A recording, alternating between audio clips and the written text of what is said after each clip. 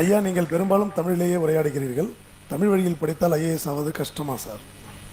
தேவைப்படுகிற போது தமிழிலும், கட்டாயமாக்கப்படுகிற போது ஆங்கிலத்திலும் நான் உரையாற்றுகிறேன். ஆங்கிலம் என்கிற வெளிநாட்டு குடையை மழை வருகிற போது விரித்துக் கொள்கிறேன். மற்ற நேரங்களில் தமிழ் கூரையின் கீழ் தான் தங்குகிறேன். ஐயா வணக்கம். நீங்கள் எவ்வளவு நேரம் படிப்பீங்க? ஒரு காலத்தில் 12 மணி நேரம் படித்தேன். போட்டித் தேர்வுக்கு படிக்கிற போது 12 to 14 மணி நேரம் படித்தேன். பணிக்கு வந்த பிறகு களப்பணிகள் ஆற்றுகிற போது 1 மணி நேரம் கூட படித்ததில்லை.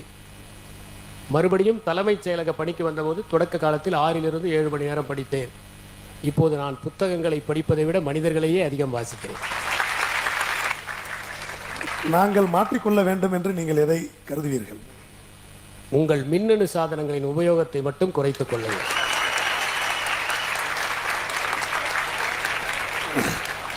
நீங்கள் முழு நேர பணியில் எழுதுவது ஐஏஎஸ் பணி என்று இருக்கும்போது தங்களுடைய குடும்பத்தை எப்படி சமாளிப்பீர்கள்? நான் ஏற்கனவே சொன்னதைப் போல நான் குடும்பத்தை சமாளிப்பதில்லை, குடும்பம் என்னை சமாளித்துக் கொள்கிறது.